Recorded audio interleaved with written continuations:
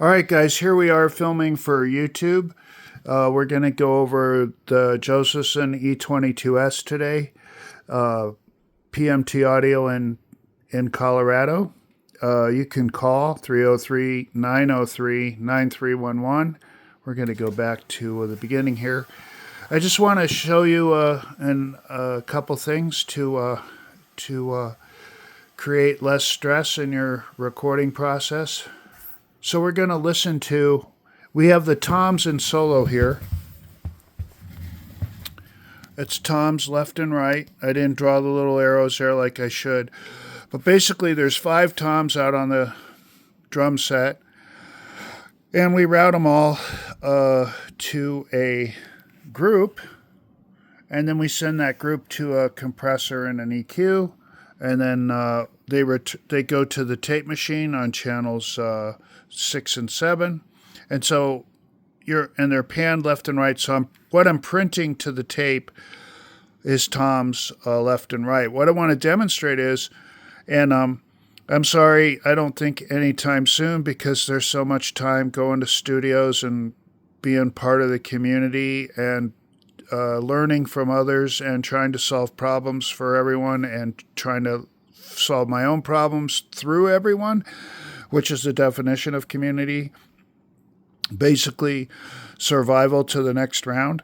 But I'm going to demonstrate not through some catchy sound file that I edit the video with, but through my phone, and hopefully you'll be able to hear it on the phone here. But the toms are soloed, and just listen to the volume of the toms versus the volume of the snare. The ride cymbal is over tom 4, and it's quite loud.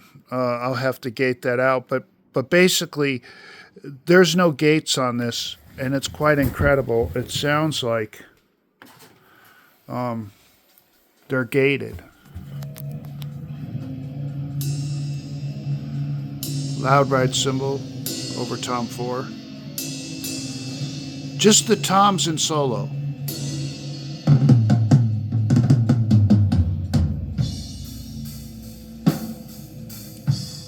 And the snare is like it's gated down about 3-4 dB.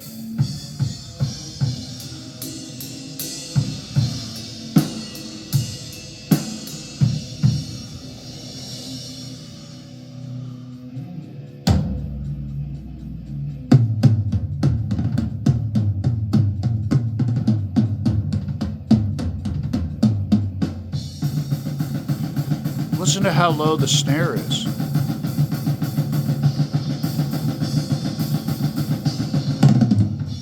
Amazing, right? Let's go out and see. Let's go out and see what's going on and why that is. When you're doing the drums and you have a room full of Heiserman, Gefell, and Josephson, the cumulative effect, not everyone's going to have a tape machine, but the cumulative effect is just all this crystal clear, high fidelity, super accurate, just awesome sound. And you just don't hear that with a. So here we got the Josephson E22s.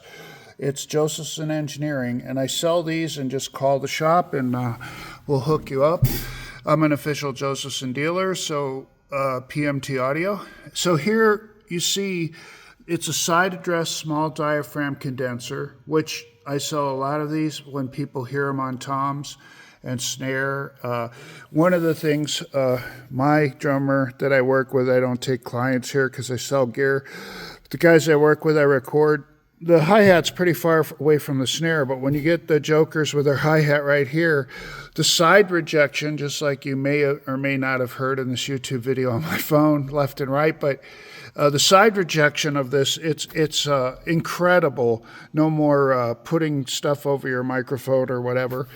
But all of these, this one not so much, but all of these are aimed, the side is aimed at the snare. So instead of miking at the top, and you can't get away with this with other microphones really, or if you have something that's like pointed face down, this really picks up the tone of the tom, and then you get 100%, not 100% obviously, but you get a tremendous amount of side rejection on these. Gefells on the floor toms, M990s, Heiserman Type 19s, overheads, best overheads I've ever heard to date. I get a lot of help from guys stopping in and correcting me on just about everything. So yeah, e22s, Josephson Engineering on the toms. And then what happens is you get busy like we all do, you guys know, because you run a recording studio. And it's not easy to be all things to everyone. But I finally put a Josephson E22 on the guitar, and mother of God. So unbelievable. The low end, especially for heavy stuff, it's unequaled. And I'm not a 57 guy on guitar for cabs. I love it on the Ampeg cabinet for bass. I love the SM57. The 57 on electric guitar for like 80s sounding riff rock, great. Any kind of vibey riff stuff, 57. Old school recording techniques, say 57, and what's the other one they always put on there?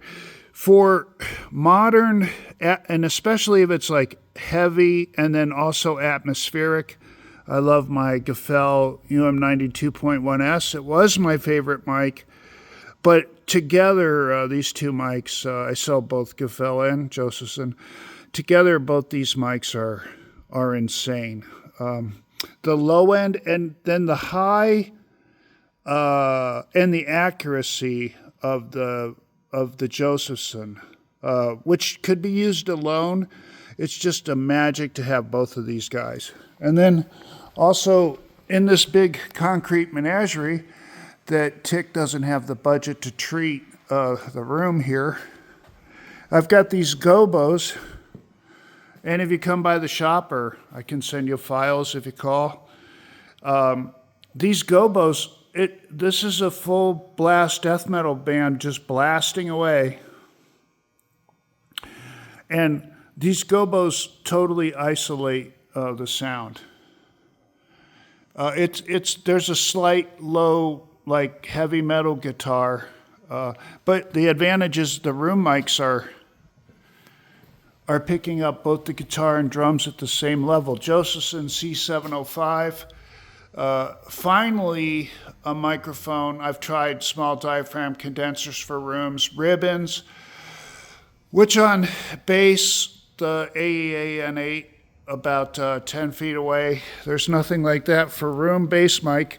That's right, you heard it here. A room mic for the electric bass. It's not a waste of time. AEAN8. Ask me about that too. I think we've got everything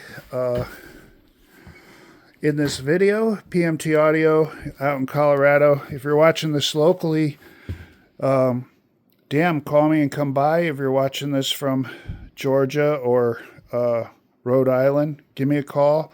The whole thing is a counter narrative to getting serious and not watching marketing videos about the latest plug-in or the latest microphone that you can hear the distortion of the microphone in the advertisement.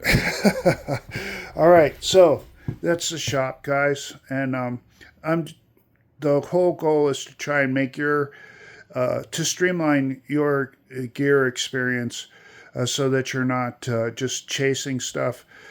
That you have someone that you can rely on to give you accurate information. All right, I hope that's not too salesy. Who knows about this marketing shit?